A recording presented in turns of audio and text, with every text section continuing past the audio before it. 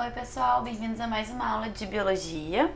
E o assunto dessa aula de genética é o linkage, mais conhecido como ligação gênica. Pessoal, esse aqui é um assunto que geralmente dá um nó mental, uma confusão mental, mas ele é relativamente simples, né?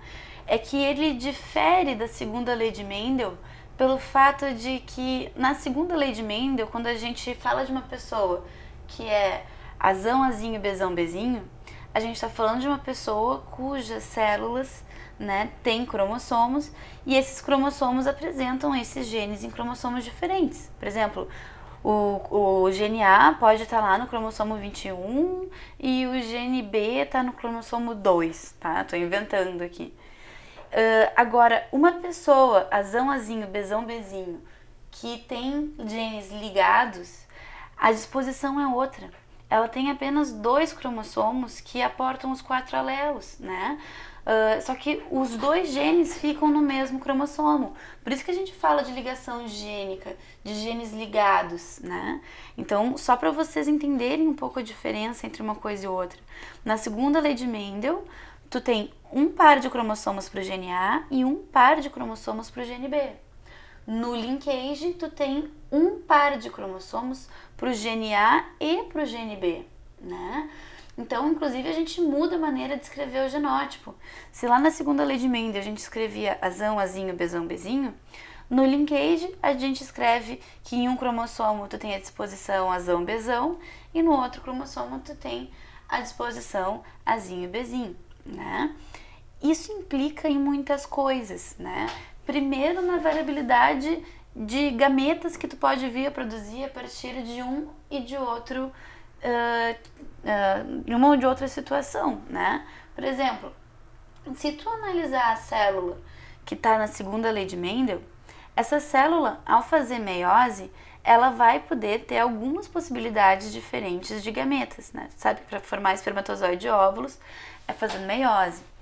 Então, o que a gente faz de importante na meiose que dá origem a gametas? A gente separa os cromossomos homólogos, né? Esse cromossomo é homólogo desse e esse cromossomo é homólogo desse, porque eles têm os mesmos locos gênicos. O que eu vou fazer? Bom, na meiose eu separo os cromossomos homólogos. Ou seja, eu separo o cromossomo azão do cromossomo azinho. E também tem que separar o bezão com o bezinho. Agora, esse cromossomo que tá com o bezão, ele pode tanto vir para cá quanto para cá.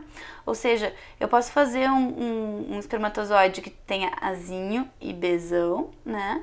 E um espermatozoide que tenha azão e bezinho. Ou eu poderia ter feito uma herança diferenciada. Eu poderia ter feito um espermatozoide, tá? Separa o azão do azinho, né? E ao invés do bezão ter ido para o espermatozoide que tem o azinho, o bezão foi para lá. Foi parar no espermatozoide que tinha o azão. E o bezinho pode ter vindo para cá também. Então, para a segunda lei de Mendel, existem 4 possibilidades de gametas, né? Por isso que a gente faz aquele chiqueirão, aquele quadro grande, que dá 16 possibilidades de filhotinho, né? De 4x4 e tal. Então, para a segunda lei de Mendel, a gente tem as possibilidades de gametas naturais, azão, bezão, azão, bezinho, azinho, bezão e azinho, bezinho. 4 possibilidades. Agora, quando tu for analisar a meiose de uma célula cujos genes estão ligados, né, só existe uma possibilidade. Se na meiose tu separa os cromossomos homólogos, bom, tu vai ter que separar um do outro. O cromossomo que tem o azão, bezão vem pra cá e o cromossomo que tem o azinho, bezinho vem pra cá. Acabou. São as 2 possibilidades que tu tens de gametas, né? Então, tu pode fazer ou azão, bezão, né? Ou azinho, bezinho. A não ser que, né? But, porém, todavia, contudo, né? O que acontece? Tu pode fazer um fenômeno que a gente estudou lá na meiose, conhecido por recombinação, permutação gênica ou ainda crossing over. Lá a gente estudou que a permuta é quando tu quebra as cromátides, né, e troca um pedacinho de cromátide com um cromossomo homólogo.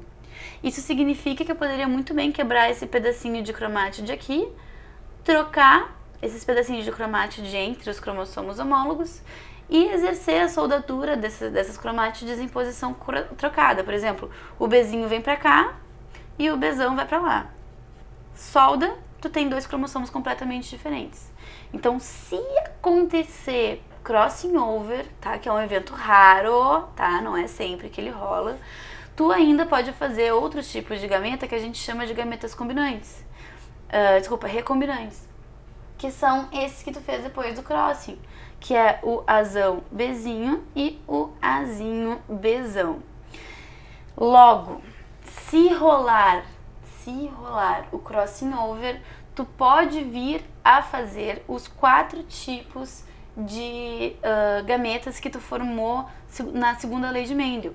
Tu faria o Azão Bzão e o Azinho Bzinho normalmente, né, porque são os gametas parentais, os que tu teria feito na ausência da recombinação.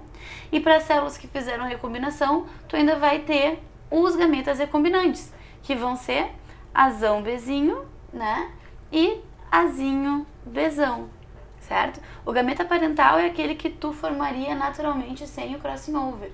E se o crossing over rolar, tu faz o gameta que a gente chama de recombinante. Pessoal, a taxa de crossing over, como eu falei para vocês, ela é muito baixa, né? De 100 células, né, que vão iniciar a meiose para dar origem a gametas, 20 delas fazem crossing over, né? Então é uma taxa de 20% de células no máximo, né? Dependendo, claro, do gene que você está analisando, mas geralmente é cerca de 20% das células que vão fazer crossing over, tá? Então, a taxa de recombinação, a taxa de crossing over que aconteceu durante a meiose das células gaméticas seria mais ou menos de 20%, né? Taxa de recombinação total, taxa de crossing over total que aconteceu em todas as células que entraram em meiose. Quando a gente pensa nisso em gametas, a gente vê, bom, se 20% das minhas células fizeram meiose com crossing over, isso significa que eu vou ter 20% de gametas recombinantes, correto? Logo, eu vou ter 10% de gametas recombinantes do tipo Azão Bzinho e 10% de gametas recombinantes do tipo Azinho Bzão. Por isso que o total dá 20% de recombinação, tá? O que sobrou, os 80%, vão ser de gametas parentais, tá? E que vão ser aqueles que vão ser os mais comuns.